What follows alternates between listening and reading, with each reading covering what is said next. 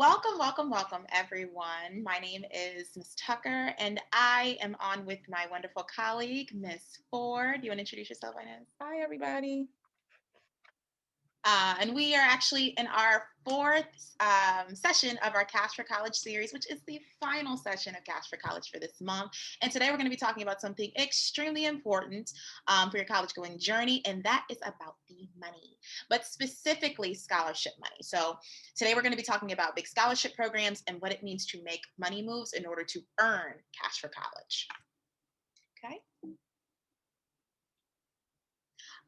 And for those of us who weren't able to join before you logged on, we were in a bit of a jam session using our FAFSA playlist. So if you want to learn more about some hits that you can use as you complete your FAFSA, feel free to scan that QR code. And there's songs there that are all about cash for college. Just something fun we thought we'd add. So our agenda for today, we're going to do four things. We're going to talk about paying for college. So what sorts of scholarships are out there to apply to? What does the scope of paying for college look like, and what does it mean? Then we're going to talk about some tips and tricks. How can we strengthen our scholarship application? What is it that we need to know to do that? And then we're going to talk about actual scholarship programs that you can begin applying to today, like right now. And we're going to end it out by getting started. What are the things that you need to do in order to be well on your way? Okay, so starting with paying for college, what you need to know. So if we're talking about the cost of attendance, these are a few facts and figures that I wanted to share with you all. So the cost of attendance ranges from the type of institution that you might want to attend. So normally your community colleges, your BCCCs, your community colleges of Baltimore County will range somewhere between $3,000 and $5,000 for your attendance for the year. And trade schools, if you're interested in learning any specialized skills that you can take long-term, if you're interested in becoming an electrician or maybe a beautician or somewhere in that whole trade field, you're looking at between $5,000 and $15,000, $5,000 on the low end, obviously $15,000 on the higher end, depending on the type of school and sometimes even the prestige that's behind the school or the name of the brand. And then we're looking at four-year public colleges and universities that range between $8,000 and $21,000. And of course, it's going to depend on in or out of state expenses. And lastly, we're looking at four-year private colleges or universities, which tend to range between $30,000 and $40,000. So here's just an outline of what the cost of attendance might look like, depending on the type of school that you may be interested in attending. And we'll talk a little bit more about the cost of attendance and what that really means. I don't want everyone to get kind of scared, like, I don't have $40,000, because neither do I. That's where the scholarship search comes in. So if we go to something called our net price calculator, we can begin to estimate the net price, which means the total cost of all things considered, to the college or university of our choice. Every college is actually required to include a net price calculator or facts and figures that relate to the total amount of all expenses for that school.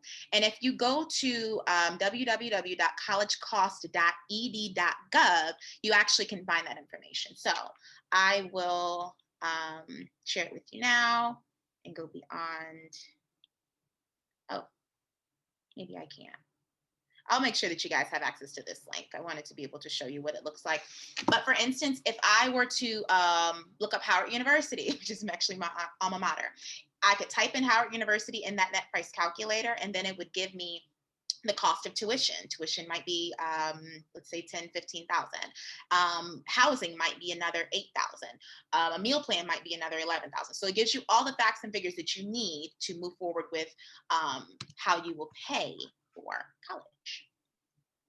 So don't freak out. This is where your targeted scholarship search is actually going to come in.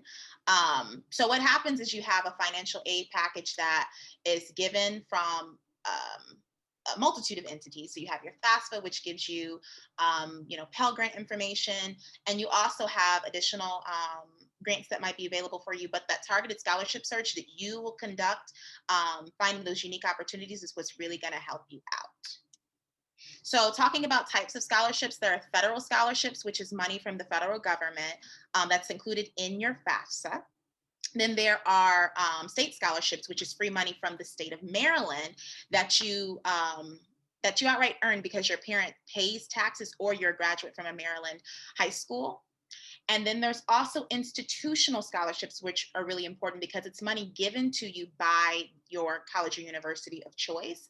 And there are definitely many different types of institutional scholarships that you can earn. You can earn a scholarship from your school of choice for athletics. So if you play a sport, basketball, football, soccer, lacrosse, you can earn an institutional scholarship for band. They might pay for all of your tuition expenses because you can really rock the flute.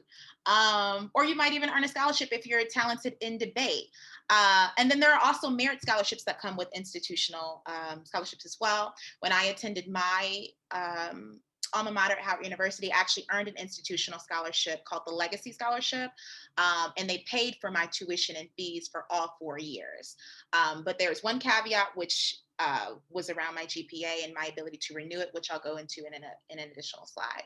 And lastly, there are private or local scholarships that you can apply to. So these are the types of scholarships that you'll see your counselor or maybe even me and Miss Ford post on our school websites or on our Instagrams. So these are scholarships that you can apply to freely, like Target or UNCF or Prudential. The only caveat with that is you want to make sure that you meet all of the criteria and that you are eligible for that scholarship opportunity, which we'll talk about in a future slide as well. So this is our scope of scholarships. Take a good look. Okay, so talking about eligibility, what does it mean to be eligible? To be eligible means that you have the opportunity or that you meet the criteria for the scholarship that you might be interested in. So some criteria around eligibility normally include your GPA, test scores, quality letters of recommendation that you might get from a teacher or counselor. Sometimes, a lot of times, you have to turn in an essay that responds to a writing prompt that they have for students. Sometimes you have to demonstrate financial need, which is determined by Pell Grant eligibility on your FAFSA report. Sometimes there's citizenship status and even community service. So I included an example over on the right-hand side of our screen from the Brian Jordan Foundation. And the criteria for recipients is as follows. So you have to be a high school senior, easy enough. And you have to be accepted into a 4-year accredited college or university. So in this case, what they're asking is that you might provide an acceptance letter from your college or university of choice, so that they know that you intend to go to that particular school and you're not just like a random person applying for their aid. Another requirement is your GPA has to be at least a 2.75 during your junior and senior years. So not just senior year in quarter 1, or not just your junior year in quarter 3. Your cumulative between your junior and senior year has to be at a 2.75. And then they ask for an essay. So their essay is about why they should become a recipient of the Bryant Jordan Scholarship in as little as 250 words, which is actually pretty short, like a short answer response. And lastly, the last 2 things you need are 3 letters of recommendation from non-relatives. You can't have your mom or your sister or your cousin or your auntie write you letters of recommendation. They need to be from non-relatives. So you want to ask a teacher, you want to ask your school counselor, you want to ask maybe even your principal if you have a good relationship with your principal. And just a good rule of thumb for letters of recommendation, you want to give your recommenders between 3 and 4 weeks, no less than 2. To write your letter of recommendation. You don't want to go up to Miss Johnson and be like, hey, Miss Johnson, I'm applying to the scholarship tomorrow and I really need a letter of rec. Miss Johnson's going to be like, I have other things to do. I'm sorry, I can't. And then you're kind of just, left flailing in the wind. So make sure that you're considerate and that you ask your teachers, counselors, principals, whoever it might be that you're asking for a letter of rec well in advance. And lastly, for this scholarship, you need to demonstrate some sort of financial need. Again, that's often based on your Pell Grant eligibility, which is determined by your FAFSA. So this is how we determine eligibility for recipients of scholarships. All right, next we're going to talk about how to make money moves, maybe some tips and tricks that you can use in applying for a scholarship of your choice.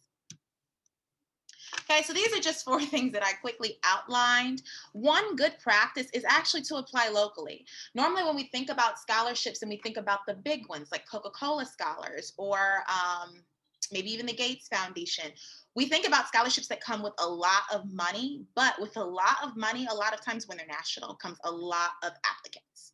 So sometimes it's harder to be seen or to stand out in a large pool of applicants. An easy way to get around that is to apply locally. So look at your local church, look at your local community center, figure out what sororities and fraternities in your immediate area are offering for students when it comes to scholarship opportunities. You gotta have to dig deep to do research, but it definitely pays off in the end. Another thing we want to look out for are scammer alerts. Everybody's not a good person. And sometimes when we look at scholarship opportunities, we can run across some scams. One thing you need to know is that you never, ever have to pay for a scholarship. If someone is asking you for personal information, particularly financial information, it's not something that you want to move forward with. And to be frank, they are intending to scam you. So please be careful and be vigilant in your scholarship search, and just be aware. Thirdly, you want to track your progress. One thing you want to do is create a scholarship tracker, maybe even ask your counselor for a scholarship tracker that you can use to monitor your progress towards your scholarship search. If you have 10, maybe even 15 scholarships that you're applying to within a time period, that's kind of hard to keep up with. So the easiest way to do it is to create an Excel file, Excel spreadsheet. You want to chart out your scholarships, maybe chart out the deadlines, chart out the amounts, and then monitor where you are in that process. And lastly, you want to start early. Gather your application materials as quickly as you can. Once you find out about a scholarship, and maybe you find out that the deadline is in February of February 29th, or no, not 29th, February, let's say 16th. Don't wait until February 14th, one, because it's Valentine's Day, but two, because that's only 2 days away. Give yourself time to prepare, not just like I said earlier with your teachers and your counselors, your principals, letter of recommendation. Give yourself time to get organized and to deliver quality material that will really make you stand out as the standout applicant that you are. Okay, so those are some tips and tricks. Next, we're going to talk about renewable versus non-renewable scholarships. So as the title suggests, renewable scholarships are scholarships that can be earned on an annual basis, or scholarships that you can earn in the next school year. And non-renewable scholarships are usually one-time or limited scholarship programs. So a non-renewable scholarship, like I said, can be earned once, or maybe they give you two years in school to renew the scholarship. But one important thing to know about renewable scholarships is that most times you have to meet the same criteria that it took to earn the scholarship.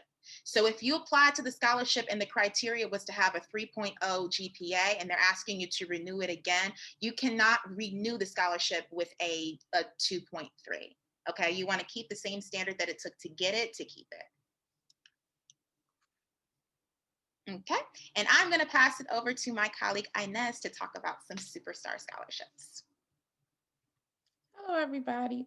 We wanted to include just a list of outside scholarships since we have been talking about scholarships.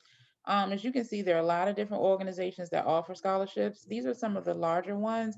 And as Ms. Tucker said, there's nothing wrong with applying for a larger one, but consider some of the smaller ones as well. Like, for example, if you're thinking about going to UMBC, they have a Meyerhoff Scholars Program that is designed for students who are interested in science. And so, if that's you, definitely consider applying. You're not necessarily competing with 100,000 students across the United States as if you were applying for the Bill Gates scholarship. Not that you shouldn't apply for the Gates scholarship, because you should if you meet the eligibility requirements, but just make sure there's a mix. Apply for some of those larger scholarships with some of that large money, and then also make sure you apply to some of those smaller local scholarships as well. And again, you can take a look at some of these, and again, if you think you meet the requirements for them, please get started on those scholarships.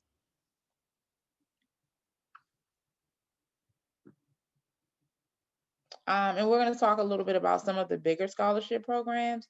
The College Bound Foundation, which I'm sure you've heard of. Many of you have College Bound Foundation staff members in your high school. They offer over 69 scholarships. Last year, they offered 69 scholarships to over 200 graduating Baltimore City seniors, worth over $3 million. So please make sure that you are applying to some of those scholarships. I want to give you that information. And then the next big scholarship program that we're going to talk about will be coming up on the next slide. The Gates Scholarship, and that's the one that was mentioned previously. Again, if you meet the requirements, please apply. There is a large applicant pool, but they have winners all across the country. So please make sure, don't let that scare you. Definitely apply. As Ms. Tucker said, give yourself time. The deadline is January 1st, but they definitely require several different essays. This is not a scholarship that you want to log on December 31st and say, okay, I'm going to apply for the Gates Foundation and I'm going to get done by January 1. No, no, no, no, no. At least give yourself a couple weeks. The essays are not long, but you do have to write a few, maybe like a paragraph. And so again, you don't, and you want it to be written well because remember, especially with a scholarship like this, you are competing against students across the nation. So you don't want to write an essay on December 31st or December 30th, knowing it's due January 1st. And this is an incredible scholarship. You can look at the eligibility requirements. You need to be a first time freshman. You need to be Pell Grant eligible. You need to have a 3.3 GPA. But if you meet these requirements and you are awarded the Gates Scholarship, generally speaking, it pays for almost all of your college tuition. And so it is well worth taking the time to do the application. And every year we have winners in the state of Maryland. And so please get that application in so that hopefully this year your name is added to the winners list. And there are a few other big scholarships that we're going to talk about briefly as well. And so the next one is the National Scholarship. The deadline is February 25th, but again, do not wait until the day before. As you can see that if you're applying for, I'm sorry, if you are planning to earn a 4-year degree, you can earn up to $33,500 worth of scholarship money. If you're going for a 2-year degree, it's 16,500. And it's also a great scholarship for ESOL students. You must qualify for in-state tuition at a public partner college. So again, you need to be attending a in-state school, and just keep that in mind when you are starting your scholarship search. Yes, and I'll just jump on. I actually found this scholarship opportunity a couple weeks ago and shared with my students. And I definitely want to include it, like Inez says, because it is a great opportunity for ESOL students. One other area of eligibility that you might see a lot is around U.S. citizenship status, and there are some students who might be undocumented, but that does not eliminate you from the scholarship or even the college search. It's just about like finding those opportunities that are the best fit for you, and the national scholarship is definitely one of those. So I would encourage you to look at this opportunity. It is limited to a number of public partner colleges that you can find on their website, but don't rule it out. Just wanted to share that. Thank you, Ms. Tucker. The College Board, they also offer opportunity scholarships. College Board is pretty much known for they facilitate the SAT and the AP test. I know many of you are taking AP classes. At the end of the year, you'll be taking an AP test created by the College Board, and they also have scholarships. And so again, they have several different scholarships. The primary criteria is that you need to be a high school senior.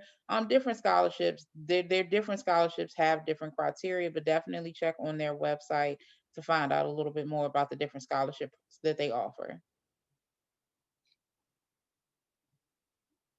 This is our last one.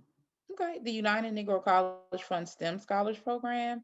The deadline is March 19th, 2021. It is geared towards students who are interested in science, technology, engineering, or math. You have to have a 3.0 on unweighted scale. Keep that in mind. That's unweighted, not weighted. As you know, weighted includes honors and AP classes. You have to be an African American. You have to be a U.S. citizen, and you have to demonstrate financial need. So, if you're in financial need, is not necessarily always a clear term, but basically, if a scholarship says you need to demonstrate financial need, don't let that sway you. There are scholarships that will say that, and it doesn't mean that like you have to necessarily be Pell eligible, but it does mean that if both your parents are surgeons, you're probably not necessarily going to get this scholarship. But it doesn't mean that you necessarily have to.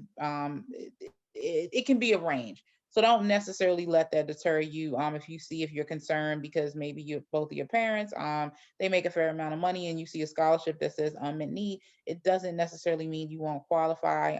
Just try to get a little bit more information from the scholarship organization to find out if you do qualify. And I only say that, for example, the Jackie Robinson Foundation, which is another big national scholarship. They say on their website that you have to have unmet need. And I have a very close friend whose dad is an engineer who received that scholarship. So, I mean, they are pretty middle class and they still received it. So, again, when you see that, it doesn't mean you may not necessarily get it. So, just keep that in mind Thanks for as sharing. you're doing your scholarship search. Yeah, and just one more thing to add on that, they will normally sometimes give you facts and figures around what it means to have unmet need or ask you to be Pell Grant eligible. And sometimes they might ask you even to verify um, their status, just so you know. So we're going to move on to the last component with Ms. Ford, which is getting started. What do we need to do to apply for scholarships, Ms. Ford? Yep. So one of the things that you want to make sure that you do, well, actually, we're going to go over 5 different things. And the first step is to get organized. You want to use a scholarship tracker or a chart or something. I use my phone. If you have an iPhone, use the calendar app. You can, you can keep up with your deadlines that way, but definitely figure out some sort of organization system because if you're applying to 10 scholarships in 5 different schools, that's a lot of different deadlines, a lot of different moving parts. So you just want to make sure in general when it comes to the college search that you're organized. And again, research the requirements. That's really, really important. The last thing you want to do is take the time to fill out an application or a scholarship and you don't meet one of the criteria. If the criteria is that you needed to do 50 hours of community service as a senior and you did not, you don't want to spend 5 hours doing that application and get to the end and you can't qualify. So just make sure that you look at the requirements. And generally, scholarships aren't going to budge. If they say the requirement is 50 hours, the requirement is 50 hours. If they say you need a 3.0, a 275 isn't going to count it. So isn't going to make it. So just make sure you look at the requirements because you want to work smarter, not harder. We don't want you doing scholarship applications that you can't ultimately qualify for. So just make sure you take a look at that. And again, step 3, as Ms. Tucker said, begin as early as possible. Life happens. You don't want to wait to 2 days before the scholarship is due, and then you're trying to submit it, and then like your internet goes down, or you get sick, or something happens. So please, please, please don't wait to the last minute. Make sure you submit all your materials. I cannot tell you how many times, as a former guidance counselor, I would work with seniors, and like I think they may have gotten a particular scholarship, but they forgot to submit a transcript or the scholarship said we need 2 recommendation letters and they only submitted one. If they say they need to, make sure you submit 2. Again, you would be surprised how many students get ruled out of scholarships that they probably would have won just by forgetting something simple like a transcript or the wrong number of recommendation letters. So just make sure you submit everything and make sure you submit everything on time. Again, if they say it's due by January 1, don't submit your application January 15 because they may not take it. Okay. And one good follow-up rule is to make sure that you send up a follow-up. You send an email thanking the scholarship committee. It will remind them of who you are. If they've got a stack of applications this high, very few people will probably write to the organization. But if Miss Tucker and I are reading and figuring out who's going to get the scholarship, and then you take the time to send us an email and thank you for our time, well, you're going to stand out and we're going to remember you so that when we go open your scholarship packet, oh, that was Eric, and he's the one that sent us that nice thank you email. It's a small step, but it really can make you stand out amongst other applicants. So again, don't forget to do it. And again, these are just some steps and just some tips in terms of getting the process started because we know the process can be intimidating. We are here to help you. Your school counselors are here to help you. Your teachers are here to help you. You're not in this alone. But just keep these steps in mind as you're kind of getting started in that college application process. I agree. This is free game, guys. This is free game. I'm going to reiterate what Ms. Ford just said about the incomplete scholarship applications. If your scholarship application is incomplete, you will not be considered. I'm going to tell you that right now. If you left off information, if you forgot to include your essay specifically, if you forgot a recommender, honestly, they're going to rid themselves of it. They're going to throw in the trash. And that's a way that they make it equal and they have an equal playing field for all applicants. They're not going to consider someone who didn't follow the directions. So you want to make sure that you submit all materials that they're asking for you in the way that they ask you to do it. It's not like in high school where we have these second chance assignments. Oh, you know what I meant, Mr. Johnson. No, they didn't. You want to make sure that you include all application materials and you follow the directions clearly. And then lastly, reiterating, make sure you send that follow-up email like Ms. Ward said. That's free game. Absolutely. And But so There's some quick, just some quick links to some scholarship websites. We hopefully you know a lot about Naviance, but we've got Scoli, College Board, Scholars App, Scholar Snap, which I hadn't heard of until Miss Tucker worked on this presentation, and Niche. And so there's a ton of different scholarship websites. You don't necessarily have to use the six that we have listed, although you're welcome to. They're solid websites. But use the website that you feel most comfortable with. But please, please, please start your scholarship, the scholarship application process. And money to go to college is always helpful. So, and it's never too early to start. And again, you can pace yourself. I mean, if you did one every 2 weeks, I mean, think about how many you would complete by the end of the year if you held yourself to, I'm going to complete 2 scholarship applications a month. I mean, that's a lot by the time June rolls around. And if you even said, I'm going to try to do one a week, I mean, that's it. It's a lot. It adds up. The more scholarships you apply to, the more likely you are to actually get a scholarship. And like Miss Tucker said, don't be afraid to apply to some of those smaller scholarships. Last year, actually, I had a scholarship organization reach out to me because no one applied to their scholarship. Like they had like one student apply, and it was a local scholarship. It was specific. I worked in Anne Arundel County, and it was just for Anne Arundel County students, but they literally had one student apply. And they were like, well, if no one else is going to apply, we're going to give it to this one student. And again, it was $1,000, but that's $1,000. $1,000 adds up. So don't just focus on those big 10, 15, $20,000 a year scholarships. Don't forget about the scholarships at your church. Don't forget about the scholarships at organizations and sororities, fraternities. Just keep that in mind, and just start. It's always a good time. Start as soon as you can. Start tomorrow, start next week, but start a little bit at a time. You're not going to do 100 scholarship applications in a week, but if you just start tomorrow, then that's a little bit less you have to do the day after tomorrow. So keep that in mind. Thank you, Inez. All right, so I'm going to give you guys a glimpse into what next month's Lab Wednesday looks like. Our theme for the month of October, since FAFSA opened up on October 1st, was all about earning cash for college. We're still continuing in that same spirit, but next month our theme is going to be the College app Craze. So on November 4th, we're going to have a session about how to apply to college, the college application process through step-by-step lens. Then November 11th, we're talking about why college. What is the incentive? What is the value in attending college? Overall. And then November 18th, we're looking at test optional schools. A lot of our colleges and universities across the nation are going test optional due to the nature of the coronavirus. So we're going to talk about a little bit of what that means for you as a student applicant. And then lastly, on November 26th, we're rounding it out with a virtual college tour that we will share in the future. So make sure that you check us out for next month's College App Craze series. And lastly, we're going to end on our survey and our hashtag FAFSA Flexing Challenge that is still ongoing and ends on Friday.